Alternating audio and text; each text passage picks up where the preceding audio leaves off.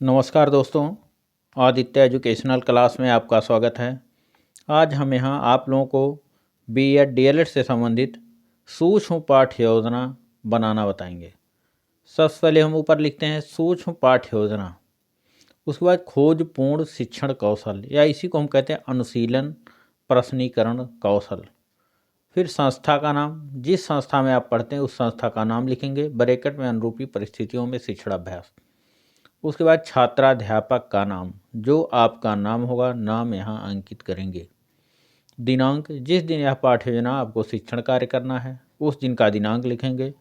कक्षा 7, वर्ग ए, विषय भूगोल, चक्र पहला, अवधि 6 मिनट।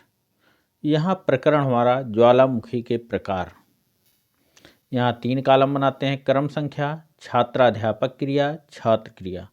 पहला प्रश्न छात्र अध्यापक द्वारा किया जा रहा है कि ज्वालामुखी कितने प्रकार के होते हैं। यहाँ छात्र बताते हैं कि ज्वालामुखी 3 प्रकार के होते हैं। फिर दूसरा क्वेश्चन, ज्वालामुखी के तीनों प्रकारों के नाम बताओ। और छात्र यहाँ बताते हैं कि पहला जागृत ज्वालामुखी, सुषुप्त ज्वालामुखी, शांत ज्वालामुखी। तीसरा प्रश्न जागृत ज्वालामुखी किसे कहते हैं या सक्रिय ज्वालामुखी किसे कहते हैं।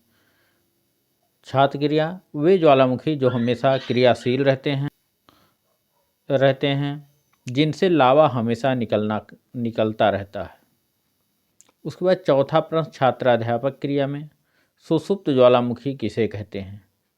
छात्र क्रिया में वे ज्वालामुखी जो काफ़ी समय तक शांत रहने के बाद एकाएक लावा राख निकलने लगता है। पांचवा प्रश्न छात्राध्यापक द्वारा किया जा रहा, शांत ज्वालामुखी किसे कहते हैं।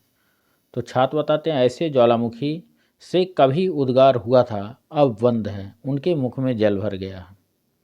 उसके बाद छात्राध्यापक कथन, ज्वालामुखी 3 प्रकार के होते हैं, सक्रिय ज्वालामुखी, सुषुप्त ज्वालामुखी। सक्रिय ज्वालामुखी वे ज्वालामुखी हैं जिनसे लावा मैग्मा राख बराबर निकलता रहता है। सुषुप्त ज्वालामुखी काफ़ी समय से शांत रहने के बाद कभी भी उद्गार हो सकता है। शांत ज्वालामुखी जिनसे कभी कभी उद्गार हुआ था लेकिन भविष्य में इनसे उद्गार की संभावना नहीं है। इनके मुख में पानी भर जाता है जिसे क्रेटर कहते हैं, क्रेटर झील। उसके बाद अनुशीलन प्रश्नीकरण शिक्षण कौशल की निरीक्षण एवं मूल्यांकन तालिका। इसी को खोजपूर्ण शिक्षण कौशल की निरीक्षण मूल्यांकन तालिका भी लिख सकते हैं। 3 कॉलम, क्रम संख्या, अनुशीलन प्रश्नीकरण शिक्षण कौशल के घटक, मूल्यांकन तालिका न्यूनतम अधिकतम। पहला घटक, वांछित उत्तर प्राप्त करने हेतु शिक्षक ने संकेतात्मक प्रश्न किए। मूल्यांकन तालिका में 0, 1, 2, 3, 4, 5 है।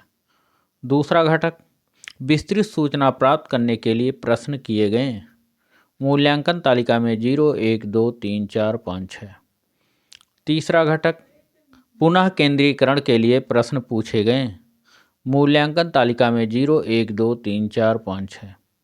चौथा घटक, प्रश्नों द्वारा पुनः निर्देशन दिया गया। मूल्यांकन तालिका में 0, 1, 2, 3, 4, 5 है। पांचवा घटक, आलोचनात्मक सजगता जागृत करने का प्रयत्न किया गया। मूल्यांकन तालिका में 0, 1, 2, 3, 4, 5 है। उसके बाद आलोचना या सुझाव। जब छात्राध्यापक शिक्षण कार्य करते हैं तो पर्यवेक्षक जो है यहाँ पीछे बैठ करके आलोचना या सुझाव देते हैं कि आपका शिक्षण कार्य कैसा है, आपके शिक्षण कार्य में क्या अच्छाइयाँ हैं, क्या कमियाँ हैं। मतलब पॉजिटिव निगेटिव दोनों प्रकार के कमेंट यहाँ किए जाते हैं, जिससे शिक्षण के बाद छात्राध्यापिका इस कमेंट को देखकर या छात्राध्यापक इस कमेंट को देखकर अपने शिक्षण कार्य में सुधार ला सकें। उसके बाद यहाँ पर्यवेक्षक सिग्नेचर कर देते हैं। Thank you class. दोस्तों, ये वीडियो आपको अच्छा लगे तो इसको लाइक कीजिएगा, सब्सक्राइब कीजिएगा, अपने दोस्तों में शेयर अवश्य कीजिएगा। धन्यवाद।